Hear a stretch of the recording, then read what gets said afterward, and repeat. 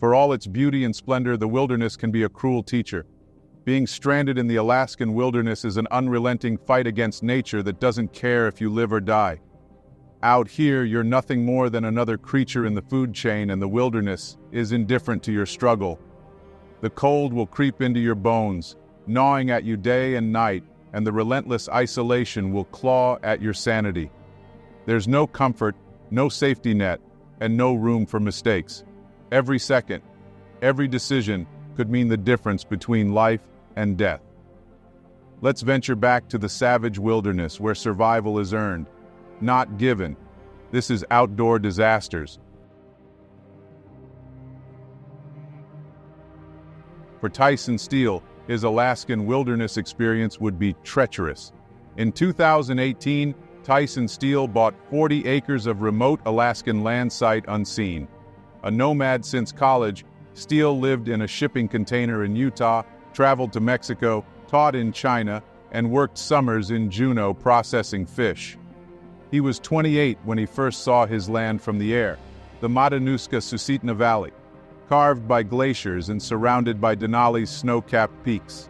Miles of wild, untouched land, often referred to as the Mat-Su Valley, is a scenic and expansive region in south-central Alaska, about 50 miles or 80 kilometers north of Anchorage. It's named after the Matanuska and Susitna rivers, which flow through the area and is known for its dramatic landscapes, including mountains, glaciers, and lush forests. The climate here is considered subarctic but is relatively mild compared to other parts of Alaska due to its lower elevation and somewhat sheltered location. Winters are cold and snowy, with temperatures often dropping below freezing. Winters are harsh, and remote areas can be challenging to access, particularly in the cold months when snow and ice dominate the landscape. The region's wild and rugged terrain can be both a draw and a danger for those who live or explore there. Looking forward to seeing his land for the first time, Tyson and his dog Phil climbed into a charter plane, the only way to access his acreage. Tyson got his first glimpse at the valley and all its beauty. They landed on a strip 3 miles away and would have to hike the rest of the way, hauling gear in a wheelbarrow. One day, while roaming the land, Steele discovered a makeshift cabin belonging to Mike Loeffler, a hermit who had lived there for 2 decades. Steele spent nights listening to Loeffler's stories of Vietnam, including his time as a gunner, protecting heroin shipments in Laos. Tyson and the hermit became good friends and expressed hope that Tyson would buy his property. Tyson and Phil lived on their acreage for a month before returning to civilization. During this time, Loeffler passed away from stomach cancer. After his death, the executors of his estate reached out to Tyson before putting the land on the market, and they worked out a deal to own Mike's land. Tyson would now own 2 40-acre parcels of land in the valley. In September 2019, Steele and Phil returned to the valley and moved into Loeffler's cabin. For the first couple of months, Steele and Phil settled in, gearing up for their first winter with supplies fully stocked. Steele had sent a joke to his family group chat. He messages them every 10 days or so, meaning it'll be a while before anyone gets concerned if he needs assistance. He estimates it could take 30 days for help to arrive. Steele read The Lord of the Rings in bed beside Phil before falling asleep. Little did Tyson know that his next awakening would be the start of a harrowing ordeal. Steele woke at 1 a.m., shivering because the fire had died. He stepped outside for wood, but he was tired and cold. He fed cardboard to the stove instead, a dangerous choice that set in motion a disaster. He returned to bed but couldn't sleep. The room was growing brighter behind his eyelids. When he opened his eyes, a glowing hole in the ceiling was dripping fire from the plastic. Steele tried water and an extinguisher, but nothing worked. Attempting to smother the flames with snow, the steam burned his face as the fire spread. He was forced to escape. Outside, the cabin glowed orange against the dark sky. Cardboard had ignited the plastic roof, realizing his dog was still inside. Tyson rushed back inside to his room where Phil was huddled in the corner, hiding from the advancing flames. "Phil, we have to go!" Steele shouted as he tried to reach for his dog. But Phil, terrified and 110 pounds, wouldn't budge. Flames curled around them and Steele lost sight of his dog in the smoke. Desperate, he screamed for Phil to follow. With no other choice, he bolted through the doorway, fleeing the searing heat into the freezing night. Phil didn't follow Steele out of the fire. When Steele dropped his gear and circled the house for his rifle. Desperate, Steele tried to crawl back inside, but the heat and choking fumes drove him back as Phil's agonizing wolf-like howl filled the air. Steele raced to the side of the house where his room was ablaze, rifle in hand, as Phil's howls echoed through the flames. Standing in the snow, Steele aimed into the fire, desperate to end Phil's suffering. He fired 3 shots, each missing its mark, his screams mixing with Phil's howls. For a moment, he considered using the last bullet on himself, but terrified, fired it into the flames instead. The howls continued, and Steele realized he had failed his friend. Overwhelmed, he let out a scream of pain and despair that would have echoed for miles, but no one was there to hear it. Exhausted, Steele collapsed in the snow. The cabin was a burning ruin, and then the bullets stored inside began to explode, firing into the night like a machine gun. Steele ran for cover but soon turned back, desperate to save his supplies. As the bullets quieted, he shoveled snow onto the flames, focused only on the shoveling until the howling finally stopped. Tyson spent the next 8 hours battling the fire, trying to salvage whatever food he could. The cabin's rubber floor burned intensely, fueled by oils and grease. As the fire raged, by 11 a.m., he finally managed to extinguish the flames, but he was exhausted, limping from an old injury. Steele scanned the ruins, and then he saw Phil. The dog's body lay in the corner, still smoldering. Steele picked him up and sat beside the dying fire, cradling beside Phil. "I'm so sorry, Phil," he repeated in agony. Tyson stands amid the ruins, his beard iced over, smelling of smoke and burnt plastic. He tends to the dying fire, surrounded by the smoldering remains of his cabin. He was left with about 2 cans of food per day for 30 days, but the labels had burned off, and most cans were open, soaked in a mixture of water, plastic, and charcoal. Stumbling through chest-high snow, Tyson searches for more wood. The nearest road is 45 miles away, and the closest neighbor is an abandoned cabin a mile into the dense forest. It could take days to cover even part of that distance, and one misstep into icy streams could mean freezing to death. He has no map, no clear path. Tyson limps down an embankment, muscles aching from hauling logs, his knee strained from shoveling snow. Dressed in only pack boots and long johns, he salvaged what he could: a flannel shirt, wool sweater, a couple of jackets, canned food, blankets, sleeping bags, and his rifle. The old guy had a full homestead setup, so I was lucky to still have some tools and my entire supply of winter wood. I even kept throwing logs on the burning house to warm my hands since I didn't have any gloves. I eventually found some in a shed, but the tools were mostly useless at those temperatures. I couldn't get the generator going. I had some nails, a hammer, and leftover lumber scraps from his wood mill, but it wasn't much, Tyson recalled. He dropped his phone in the chaos of escaping the fire, and his Garmin inReach went up with the flames.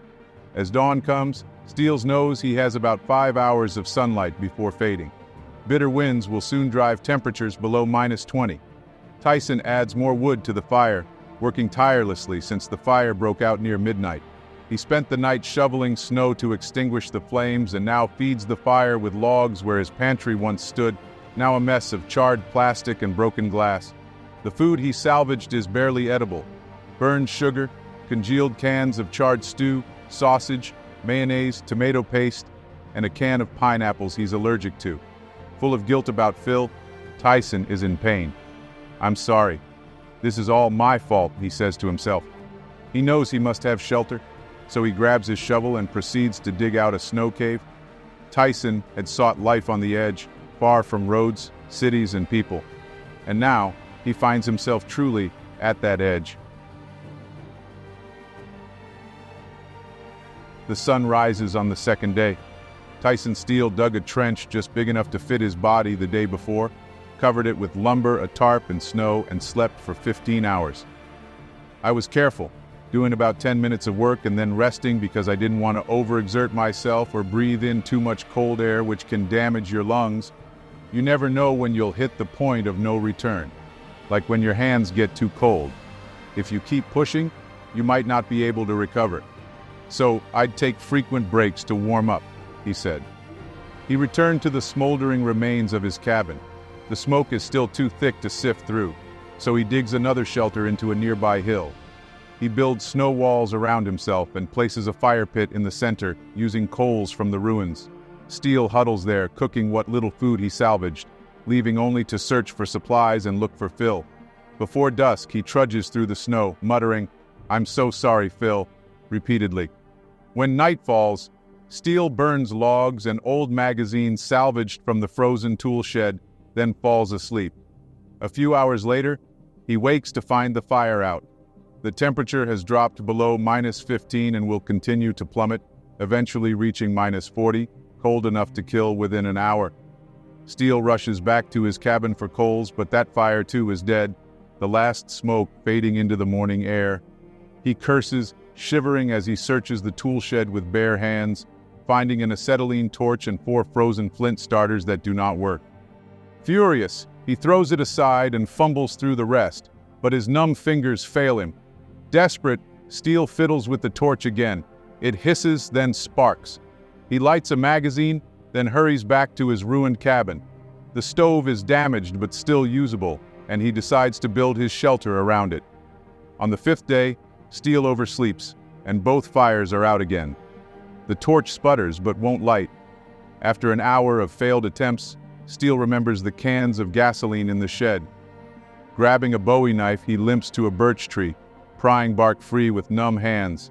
He soaks the bark in gasoline, returns to the cave and manages a spark. The bark ignites. "I have made fire," he exclaims, knowing he can't let it die. The torch won't last much longer. Sitting by the fire, Steele looks out at the snow, the pale sky, and the charred remains of his dream. For a brief moment, he finds it beautiful, but the thought quickly turns to guilt over his dog. Steele tells himself he'll be found by Christmas. A friend or family member might send a care package and the pilot will spot the ruins and call for help. It's his only hope, as the snow is too deep for travel. He marks the stove with chalk, counting down the days, though he's unsure of the exact date. Steele keeps busy building a shelter around the stove with scrap A-frames, a greenhouse tarp, plastic, and rat-infested insulation. He hammers boards into a roof, but the freezing nails stick to his fingers, forcing him to warm up after each one. Progress is slow. The temperature drops below -20. Darkness falls by 4 p.m. and lasts until 10 a.m., making work impossible. Steele sleeps fitfully, fearing the fire will die. "I've always been a bit of a night owl, but nothing like this. Sleep deprivation itself was a struggle and made everything feel worse," he proclaimed. He reads magazines and books from the shed, learning of pilgrims facing starvation and death. One day, Steele stamps a giant SOS into the snow, but fresh snow covers it. He tries again, using ash from his cabin to outline the letters, repeating the process whenever they disappear. Each night, he wakes in a panic, imagining flames and clawing at his sleeping bag, ready to flee. He loses track of time, making chalk marks on the stove but forgetting their meaning. One morning, the air feels warmer, and gray clouds hang low. Steele believes it's Christmas. He sings carols and eats extra rations of peaches, though they give him canker sores. He walks to the airstrip, looking toward Denali's snow-capped peaks, imagining his family opening gifts and wondering if they've sent a plane for him. But as night fell, there was no Christmas flyover. No one was searching for him. Day 10 was a good day for Tyson Steele because he found a can of coffee. It had become an extra dark roast after being cooked in the fire, which suited Tyson's taste for strong coffee. He poured the grinds into a pan of water, creating a potent but comforting brew. This small discovery lifted his spirits, gave him much-needed energy, and quickly became part of his daily routine. Coffee marked a turning point for him. One day, Steele hears the roar of fighter jets practicing maneuvers over the mountains. The sound echoes down the valley as 2 jets duel at 10,000 feet above. Standing in the middle of his small airstrip, Steele watches the mock dogfight in awe before frantically jumping, yelling, and waving his arms. But the pilots are too high to see or hear him. The engines rumble on, and after an hour of Steele's desperate shouts, the jets turn away and disappear. On day 18, Tyson decided to make his way to a lake about half a mile away to try ice fishing and check the ice depth for possible landing spots. Without snowshoes, he found himself essentially swimming through 5 feet of snow, taking 3 or 4 days to reach the lake by stamping down a trail in short segments. His goal was to cut holes in the ice for fishing and to create visible SOS signs for any passing pilots. The lake was the only location where a plane could land in winter. Every morning, Tyson marked the day with chalk on the wall, writing messages like, "Welcome to the world, day 15. This simple act served as a reminder that he had made it this far and could keep going, giving him the motivation to face each new day. It's been 23 days in the Alaskan wilderness, and Tyson is reaching his breaking point. His beard is crusted with ice, and he carries the stench of smoke, unwashed days, and despair. Steele feeds the ever-present fire, his lifeline against the brutal cold, but his hope is dwindling. The day started like any other. He made some coffee and prepared a can of blackened oatmeal which had roasted in the fire. As he was mixing it up, he heard a faint humming growing louder. It's a helicopter. He knew immediately it was for him, as there was rarely air traffic in the area other than distant jets. Tyson quickly grabbed his boots, threw on a jacket, and ran outside, performing the classic SOS signal to catch the crew's attention. The helicopter circles overhead, and Steele frantically waves his arms, desperately signaling for rescue. He pointed them toward his airstrip, where they landed. For a brief moment, he considered grabbing some belongings, but most of what remained was burnt, melted, or smelled terrible. He picked up a bag with a few useless items and approached the pilots. They asked him medical questions as Steele climbed aboard, finally escaping the isolation that nearly claimed him. That afternoon, Alaska state troopers were dispatched to Steele's cabin for a welfare check after friends and family grew alarmed by his prolonged silence. Despite spending over 3 weeks stranded, Steele was remarkably in good spirits when Trooper Ken Marsh met him. Steele's long chestnut hair was tangled, and his auburn beard was wild and unkempt, giving him a look reminiscent of Tom Hanks's character in Cast Away. Steele was relieved and talkative, eager to share his ordeal. He seemed happy to talk and certainly grateful to have survived 22 or 23 days in the wilderness, Marsh recalled. They were surprised by my health. I didn't have any major frostbite, and they'd seen people lost for just a few days who were mentally struggling. I managed to keep most of my sanity. When they asked what I wanted to eat, my mind went to all sorts of food, steak, sushi, tacos, but it finally settled on McDonald's, a sausage-egg McMuffin and a Big Mac, Tyson said.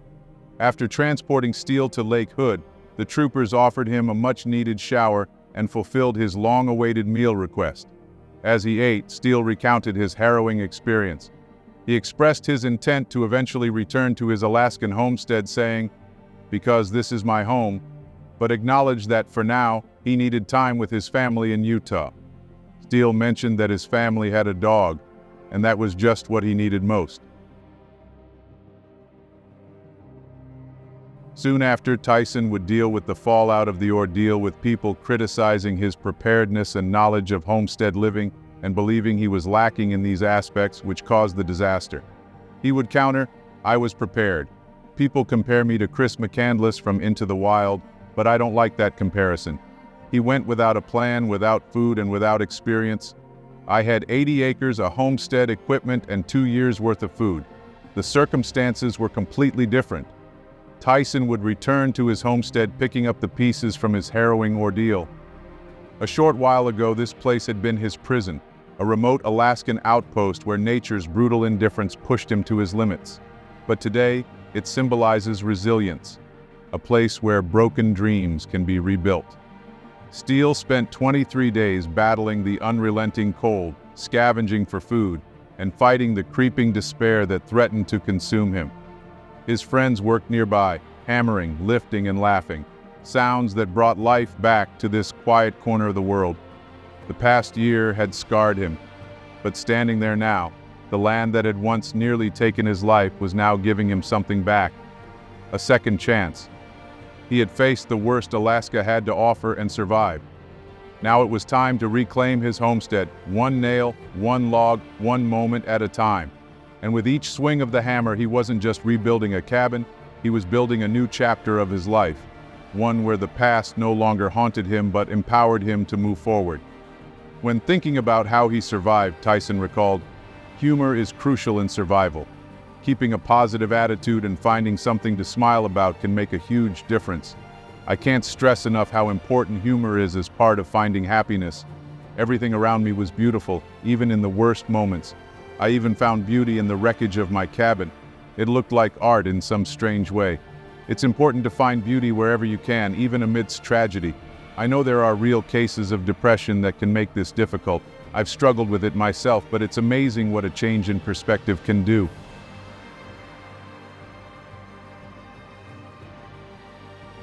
Living life on a homestead is a lifestyle that strips you down to your core, where every day is a battle between you and the elements, a test of your will to endure. Out here, you're at the mercy of nature's brutal whims, far from the comforts of modern society. Life on a homestead is beautiful, but it's unforgiving. Every choice matters and every mistake has a price. This lifestyle is about self-reliance and embracing the constant danger of being so far removed from civilization. The closest help is often days away, and sometimes the only thing standing between you and disaster is your own ingenuity. You learn quickly that out here, there are no guarantees. No one is coming to rescue you. A sudden storm, a slipped foot, a broken piece of equipment, a fire to your shelter, and you could find yourself stranded, alone, with no way out. If you ever find yourself in that situation, cut off, isolated, with only your wits to rely on, remember this: survival isn't about heroics. It's about staying calm and making the right choices when everything around you is going wrong. Assess your surroundings. Find shelter immediately, even if it's a makeshift lean-to. Protecting yourself from the elements is priority number one. Without water, you won't last long. Locate a fresh water source, streams, rivers, or even melting snow. Boil it if you can. If not, filter it through whatever materials you have. Staying hydrated will keep your mind sharp. Fire is your best friend. Fire isn't just warmth.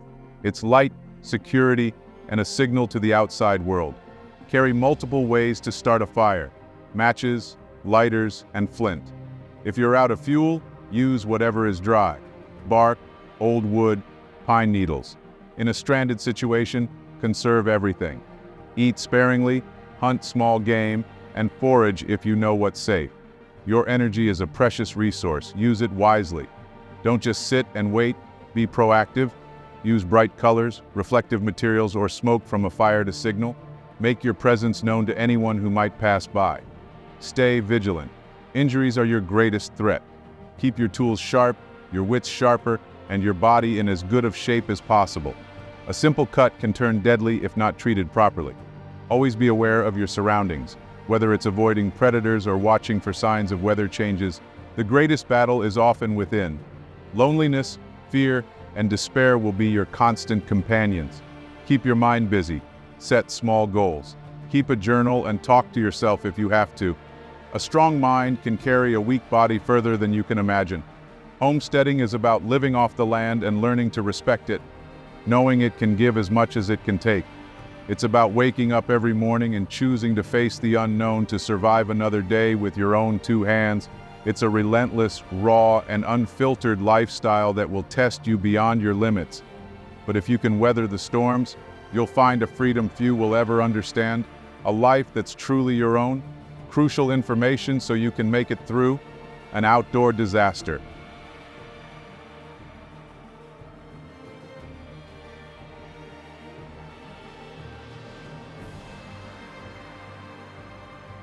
If you've made it this far, please consider clicking those subscribe and like buttons.